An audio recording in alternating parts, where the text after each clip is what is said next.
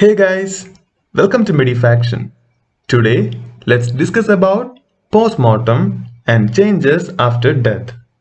So, postmortem is an examination of a dead body to determine the cause of death.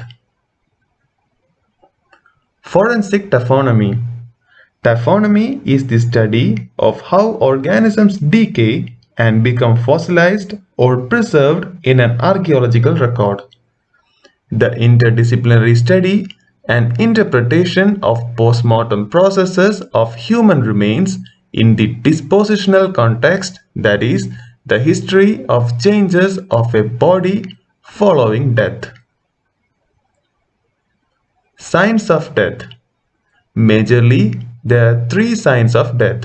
It may be immediate or somatic death, it may be early or cellular death, and there is also late, otherwise decomposition. Immediate signs. It comprises of insensibility and loss of voluntary power, cessation of respiration, cessation of circulation. These are some of the historical tests. First one is feather test. It is used for identifying the stoppage of respiration. How it is done? In this, a feather is held in front of nose. No movement of the feather will be noted if a person is dead. Next is Winslow test. This is also used for identifying stoppage of respiration. In this, a small bowl with water is placed over the chest of the person with arrangement of some light rays falling on the surface of water in the bowl, and if the person is respiring, then due to respiration his chest will move and slightest movement of chest wall will disturb the plane surface of water which is in the bowl, and that can be viewed as the rays of light reflected from the surface of water. Next is Magnus test. So Magnus test is mainly done for confirming stoppage of circulation. So if a ligature is applied on a finger sufficiently to occlude superficial veins but not on the deeper arteries, then in case of continuing circulation, the finger distal to ligature will be swollen and appear bluish due to venous obstruction and accumulation of deoxygenated blood. If circulation has stopped, then no such change will be evident. Next is diaphanous test. This is also used for confirming stoppage of circulation. So, if in a dark room the outstretched hand is held against some bright light source, then in presence of circulation the hand will appear pinkish and translucent. If circulation has stopped, then the hand will appear yellowish and opaque. Next is heat test. So in case of continuous circulation, if heat is applied to skin, then there will be formation of blister and line of redness. No such phenomenon is observed in dead persons. Next is ICAR test. This is also used for confirming stoppage of circulation. In this test, 1 ml of 20% alkaline dye fluorescence solution is injected either in the dermis or subcutaneous tissue. In case of continuing circulation, the solution injected in the dermis spread locally at the site of injection, where in case of subcutaneous tissue injection, the dye will travel to the further and even yellowish discoloration may appear in the conjunctiva. So these are some of the important historical tests present. Now let's move in detail. Insensibility and loss of voluntary power. With somatic death, all functions of nervous system ceases. There is loss of reflection with flaccid muscle. The pupils are widely fixed and dilated and not reacting to light. Cessation of respiration. During inspection and palpation, no respiratory movement will be visible, and during auscultation, no breath sound can be heard from any part of either lung. Cessation of circulation. Here we check over the precaudal area, and if there is stoppage for over 4 to 5 minutes, then it is stated as irrecoverable. Suspended animation. This is nothing but the signs of life not found, but the life may continue. So here the functions are interrupted for some time, that is for few seconds to more than half an hour. In this case, the metabolic rate will be much reduced. These are mainly seen in yoga practitioners, vagal inhibition, syncopal attacks, newborn infants, drowning, electrocution, cholera, narcotic poisoning, hypothermia, and even in cerebral concussion. Now let's move on to early signs. In this, we check the changes in the skin, changes in the eyes, algar mortis, liver mortis, primary flaccidity of muscles, rigor mortis, and also secondary flaccidity of muscles. Let's look in detail. Skin changes, which will be seen within minutes, and there will be paleness of the skin, and we will also observe the loss of elasticity and the lips, which may be dry and hard. Next is changes in the eye. The first change will be loss of corneal reflex. Also, corneal opacity will be noted due to the presence of tache noir within 3 to 4 hours. Also, flaccid eyeballs will be appreciated. Reduced intraocular pressure complete by 2 hours results in flaccid eyeballs. Pupils. In pupils, the dilation of pupils and absence of light reflex is noted. In case of retinal vessels, we check upon the Kevorkian sign, that is within minutes and may persist for an hour. We also may check the vitreous humor, where there will be increased potassium in vitreous humor up to 100 hours. Next is algar mortis. It is nothing but the cooling of the body, or otherwise known as chill of the death. It is due to heat loss by conduction, convection, and even evaporation. Postmortem cooling. This takes place from half to 1 hour. In this, the postmortem temperature is in plateau and it will be very little value. In 12 to 16 hours, there will be linear rate of cooling of 0.4 to 0.6 degrees Celsius per hour, and also slows down at a difference of 4 degrees Celsius with the environment. Measurement of temperature. So mainly the temperature are measured within the rectum, that is 4 inches above the anus, in external auditory meatus, on nasal aperture, and also on undersurface of liver. So this is the thermometer used to check the temperature. So the hours of postmortem is usually calculated by the equation normal body temperature minus rectal temperature divided by rate of temperature fall per hour. What are the factors affecting algar mortis? The main factors are temperature gradient, build of the cadaver, physique of the cadaver, environment, and coverings of the body. The factors affecting the rate of cooling is the difference in temperature between the body and the medium. Next is postmortem caloricity.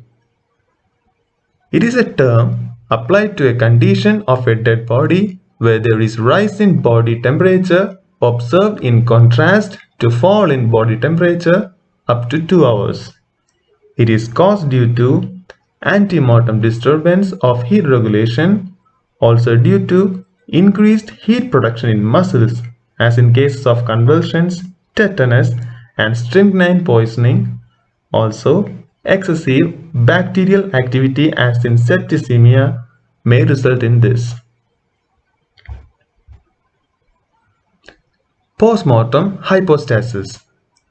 The bluish-purple or purplish-red discoloration that results from settling of blood in the most superficial layer of the dermis of the dependent parts of the body after death due to capillovenous distension.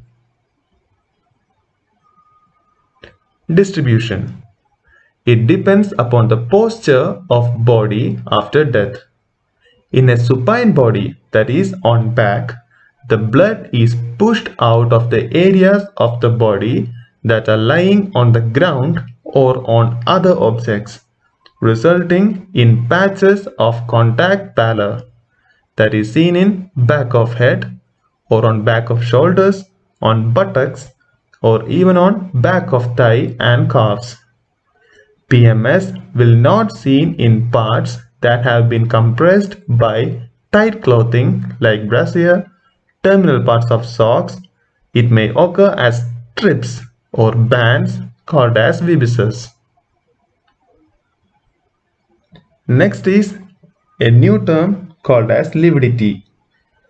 So the important features of postmortem lividity is that it is an intravascular phenomenon. The postmortem lividity occurs in dependent part of the body. For example, if a person is in supine position, then lividity appears over back. The normal color of liver mortis changes from red to purple as oxygen gradually dissociates from the hemoglobin of red blood cells. This produces deoxyhemoglobin that is purple in color, and therefore postmortem lividity normally looks purplish in color. So there are two types of lividity, that is primary lividity, which takes place between 6 to 12 hours, and secondary lividity, which is seen after shifting. So the distribution may be on any part, such as in supine, prone, head down, on hanging condition, drowning, and mirror image blanching. So this is what a lividity looks like. For example, this man's arm was in complete rigor against his body, as you can see here. So when the arm is moved, the absence of lividity is apparent where the arm was in contact with the skin, as you can see here clearly. Next is color of hypostasis. So brighter pink-red color is observed in bodies kept near freezing temperature. Cherry red color is noticed in carbon monoxide or hydrocyanic acid poisoning. Bright red color is observed in cyanide poisoning. Brown color in nitrate poisoning. Chocolate or coffee brown color is noticed in potassium chlorate, potassium bichromate, nitrobenzene, aniline poisoning. Next, let's see in hanging condition. In a hanging body, the lower limbs, surrounding genitalia, hands, and distal portion of the arms gradually fades proximally. Lividity is evident in the lower face in hanging because the ligature tightly encircles the neck. in drowning. So when the body floats in still water, the lividity is found on face, the upper chest, hands, lower arms, feet, and even on lower legs. And if the body constantly changing position due to forceful current of water, the staining may not be developed. Now let's see the internal hypostasis. Let's compare between hypostasis and congestion with some characters such as redness, mucosa, exudate, and hollow viscous. In case of redness, in hypostasis, it will be seen on dependent areas, whereas in congestion, which means the abnormal or excessive accumulation of a body fluid, the redness will be seen in uniform all over the organ. In case of mucosa, in hypostasis, it will be dull and lustrous. For congestion, there will be normal mucosa. In exudate condition, for hypostasis, it will be absent. And in congestion, it may be present.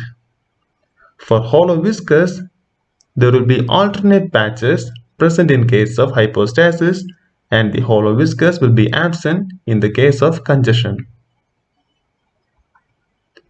Now let's see the difference between bruises and hypostasis. The hypostasis are seen on dependent areas, whereas the bruises may occur anywhere.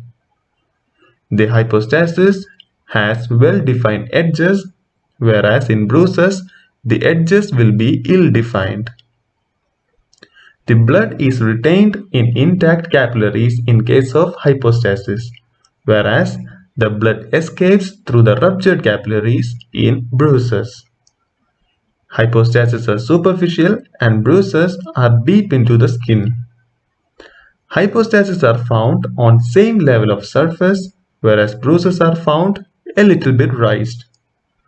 Hypostasis will be pale over pressure areas and bruises are seen as red color.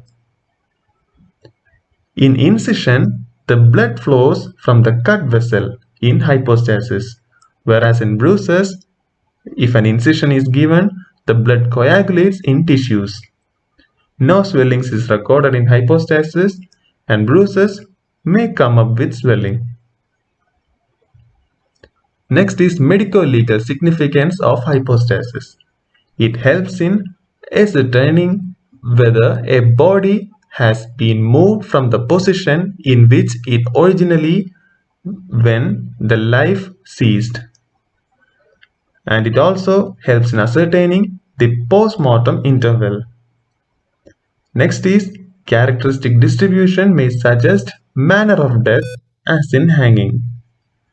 Also, color may impart clues towards cause of death. Also, it is a good indicator of occurrence of death. Next is late decomposition changes. Decomposition is nothing but the disintegration of body tissues after death. It is of four types: autolysis, putrefaction, Adiposia formation, and mummification.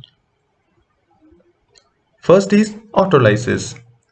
Here, the cell membrane rupture releasing proteolytic enzymes, and no bacterial action occurs on glandular tissues such as pancreas and brain.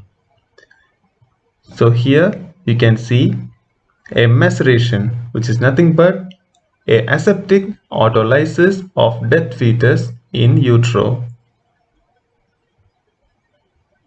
Next is putrefaction. Here the decomposition by bacterial action occurs, and it starts from gut to the tissues, and it starts in 4 hours and it peaks in 24 to 30 hours. So this is a fruit instead of a body. And the causes of putrefaction are color change, gas formation, and liquefaction of tissues. First is color change. Reddish brown color. It is due to hemoglobin diffusion, and greenish black color is observed in self-hemoglobin.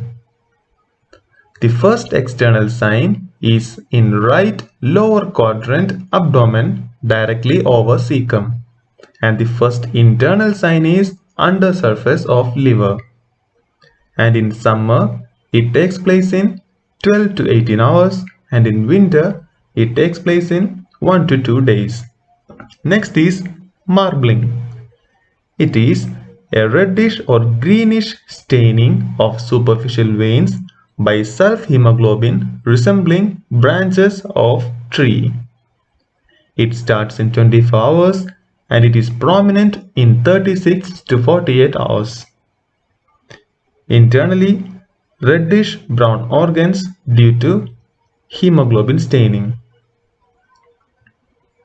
Gas formation. It is nothing but the splitting of nutrients to release amino acids, ammonia, carbon monoxide, carbon dioxide, methane, etc. In summer, it takes place in 12 to 18 hours, and in winter, it takes place in 1 to 2 days. And the main sites for gas formation are face, abdomen, and scrotum. Other features, which are skin slippage, easy pulling out of hairs, relaxation of sphincters, accumulation of maggots, that is in 1 to 2 days, also uterus and anus prolapse in 2 to 3 days, and sutural separation of skull takes place in 3 to 5 days. So decomposition proceeds till the presence of nutrient material. Differential decomposition. So it is the different types of decomposition in different parts of the same body. Liquefaction of tissues. It takes place in 5 to 10 days. Here, organ spillage with liquefaction takes place, and softening of ligaments and cartilage may be observed. Soft and spongy internal organs become pulpy and liquefies gradually. So there is an order for decomposition. It is starting from larynx and trachea to the stomach, intestine, spleen and pancreas, followed by liver and lungs, then to brain, then heart, followed by kidneys and bladder, prostate and uterus, then skin, muscle and tendons, and finally bones. Now let's see the factors affecting decomposition. There are both external and internal factors. First, let's see the external factors. First one is temperature. So the temperature below 0 degrees Celsius and above 48 degrees Celsius may become a factor which affects decomposition. And moisture. Moisture helps in decomposition rapid. Also, clothing is another factor.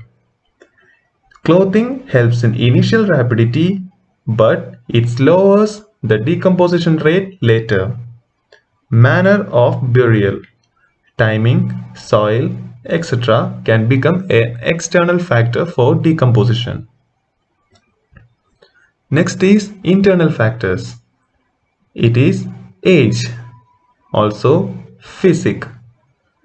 Then cause of death, where it may be an infection or a hemorrhage, then also mutilation. These are the internal factors which affects decomposition. Now let's see in water. Casper dictum. It is the body decomposes in air twice as rapidly as in water and 8 times as rapidly as in earth. It is delayed in running water, deep water, and also with clothing.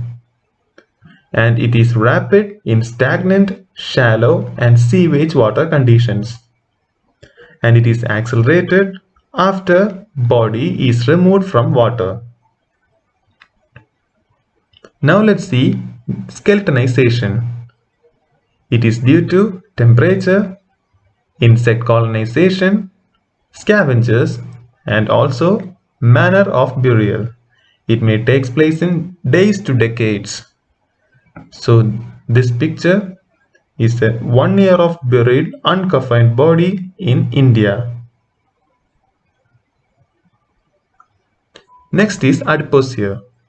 In this, fatty tissue is converted to waxy adiposes when subjected to moisture, hydrolysis and hydrogenation of pre-existing fat into higher fatty acids, forming insoluble soaps with calcium and ammonium.